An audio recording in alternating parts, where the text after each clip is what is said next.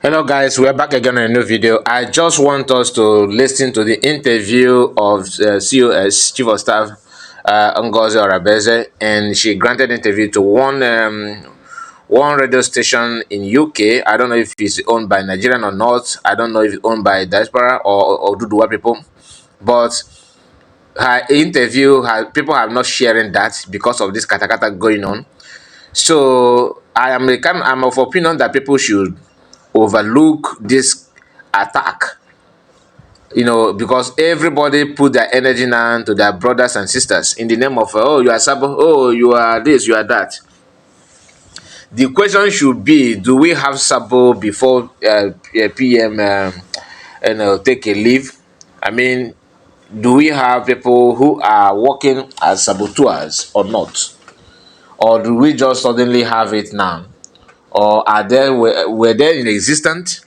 These are the questions you need to ask yourself before you join them to waste time. Why security issue in our land is now getting out of hand?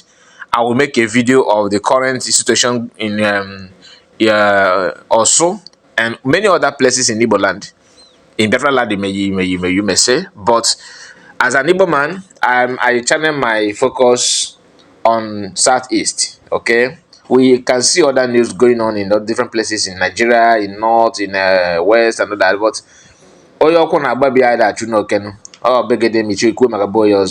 so let us focus on our own home first. Now, I don't want the video to be too long. Please like this video, okay? Subscribe if you're new and comment. Learn how to be peaceful and to assist in any way you can for the well-being of our people. Now, let us start with the interview. Very, very, very important. From the state of Biafra is not dependent on Nigerian government. Let me make that clear. Self-determination of a people does not depend on the perpetrator of the crime. Nigerian government was fully aware of all the criminal activities that the state was performing in the Biafra territory. So to answer that, we have our international lawyers, we have our local lawyers that are working on that post-declaration, and they'll be issuing the appropriate papers to the appropriate quarters in regards to and in respect to the full independence of the United States of Biafra. Yes, they are working on that, but is there something Nigerian government must approve for Biafra? No, they do not have the power.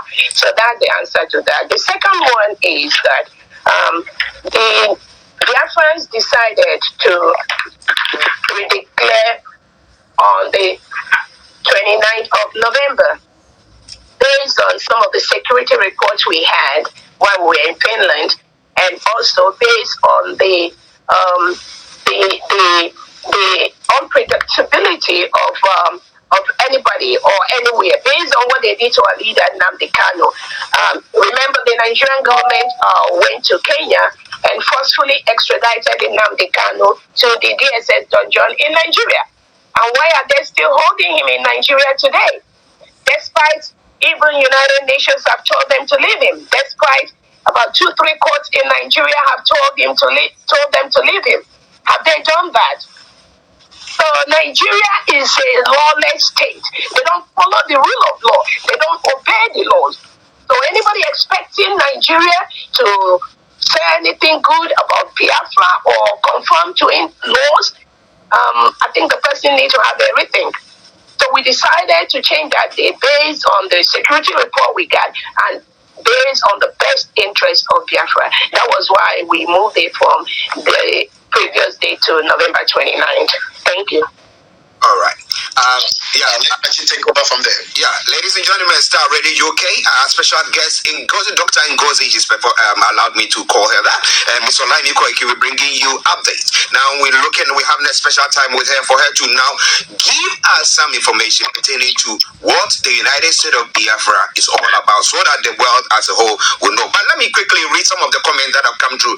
Dorothy Anthony is saying that, good morning, my honorable Chief of Staff, and Francis Oke say Biafra is our nation. In Dubuisi, just bear with me, Onyenso says Thanks to my COS, Dr. Ngozi, and then also Chizuma is all hail Biafra. Dorothy Anthony goes further to say, welcome Biafrans all over the world. Stay strong and resolute. God is in control and will lead us to the end. Thanks to me, Dragon Lady COS, and then Naira Frank says also good morning to all of us there. And in WC is also. So let the comments come through. I'll do my best to see as the program goes on to read more of it. Pastor Radio UK. Now, Ngozi, Dr. Ngozi, let me come to one of the things that some when we talk about recognition, where I'm looking at Basil, good morning to you as well. Now, we don't need Nigeria per se to say that they will recognize you, but you need the international community to say, like we have the UK, we have the US, we have some of the other countries. I don't know whether Finland even is in support of you. Okay, so we that's where Yomi was asking that question from. That apart from the federal government, whatever they do, because we know that they are just trying to hold you people together, whether you like it or not. But do you think that you need? Let me quickly bring that one in. I think sometime in November. Is it Yomi? Is it November, October? When yourself and Dr. Sunday Adeyomi Igboho went to number 10 Downing Street to present a letter to the government of the UK. So virtually saying that you need to recognize us, you need to listen to us. On the 12th of October. 12th of October. Thank you very much. So have you done anything of the sort? No, we know that some people, some individuals in the US came to the Finland conference. However, has there been any statement from the US or any of the countries around the world to say we support this quest or we need to look into it? Again, like I said before, we are in communication with our allies. I'm not going to start mentioning the names of the countries here, but I promise you, like I said, our Prime Minister Simon Eber has set most of these things in place even before the incident, even before our declaration. And the attorneys involved, they are working day and night to bring the necessary documents to the right tables and all that. So we just have to give them time to do their job, and then we will continue to use the other aspects which we have already established in our nation to continue to protect our citizens from the terrorist state of Nigeria and continue to work closely with our attorneys that are working with our allies. Thank you. Okay, good. Thank you very much. Olakunle, hey, good morning to you. I hope you are doing very well. So God bless you, United States of Biafra and Yoruba Nation. No going back. Basil Chiwoke says, never you back down. Ma, keep it up.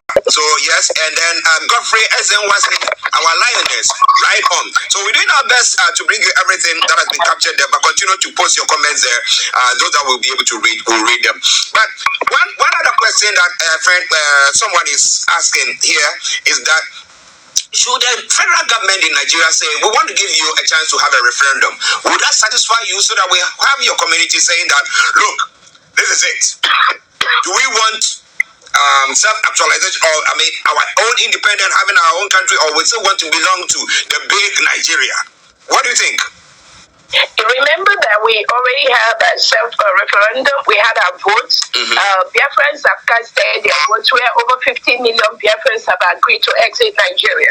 We conducted different polls. And like I said, the Monday sit at home, which is ongoing right now, is also part of that referendum, where Biafrans have categorically stated they do not want to be part of Nigeria. So that has already been done, and there are several reports by the ORB, the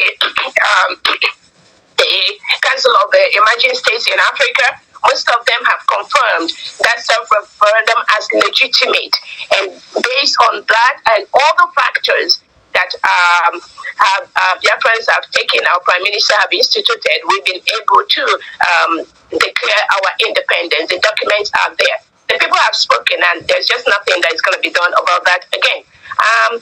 We have, even before our Prime Minister and our leader Nnamdi Kanu come to this, we've been trying to beg the Nigerian government that we need a referendum vote in the Biafra territory. We've requested that for many, many years. Over the past, we've constantly, even at a point, I know our leader Nnamdi Kanu was even trying to see if the Biafra region we can rule ourselves, but they refused. So all the things we put in place, we followed every peaceful means to make sure that Biafra becomes a full-fledged state. And remember, Biafra was a state between 1967 and 1970. So it's not as if there's something new that we are doing. We are just declaring that state. Now, giving more information to world leaders on what happened that time, the injustices, the marginalization, the way Nigerian government comes in and hires terrorists to come and kill us. Some of the information that the international world leaders have right now, they do not have it in the past.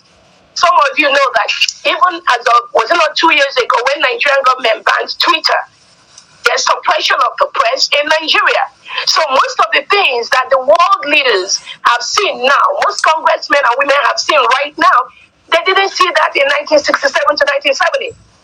So that is why that era of trying to do regional is gone. We've done that by ourselves. With the Tamil, we're going to rule ourselves. We're going to follow up with our attorneys that are putting the right papers in the right desk, and there's just no going there. As it stands right now, anything Nigeria, military in uniform or police, they are occupying a sovereign land. They are occupying a foreign land. And I just wish that they leave any Biafran territory immediately. They should leave immediately, because Biafra right now is a sovereign United States of Biafra. It's an independent nation. Thank you. Thank you very much. Ladies and gentlemen, Star Radio UK. I'll go back to Yomi, but before then, Ejike Vincent says, right on my COS, my apologies. We Biafrans are solidly behind you. We love you so much. Maxwell Dan says, we are strongly behind you, COS. David Okechukwu Israel says, I love you so much, my Deputy Prime Minister. COS Airborne. Ben Ogu says, my COS, thank you for what you are doing for United States of Biafra. Omabalaji says, God bless Dr. Ngozi. God bless Mr. Aji and Mr. Koiki there as well. Thank you very much. I say Tinubu's only achievement is being the last zoological president before Biafra redeclaration and restoration. And let's lost. Summer TV, good morning to you. Anthony, Dorothy Anthony, good morning to you as well. Let your comments come through. Nelson Mark, good morning to you all there. Now, let me come back to Yomi if he has got some more information there. Over to you, Yomi. Yeah, thank you so much. Quite a lot of concern from different sectors of indigenous people or those back in Nigeria after, the 40th state, and this is even before, the PM, was, invited, and just prior before the declaration, we saw, some of the state being mentioned. Some of these individuals linked with Biafra are rejecting being part of Biafra. What are you going to do to resolve these? We're talking about, those that are coming out to say, look, we don't want to be part of Biafra, but it seems that Biafra have taken part of what is not theirs. And I want you to clarify that. And is this the same mistake from what quarters are saying that played out, in the past when, other part of what is not Biafra was taken, and maybe you might want to help us to clarify, because quite a lot of concern is coming from the 40th state. Dr. Orabueze, the Chief of Staff on the Star Radio UK network this morning. Thank you so much. Thank you so much, Koike. And I can tell you, as far as Biafran states, the 40 states are concerned, there's no problem from the 40 states. And anybody that approaches you and says that this part is not supposed to be Biafra, this part is not supposed.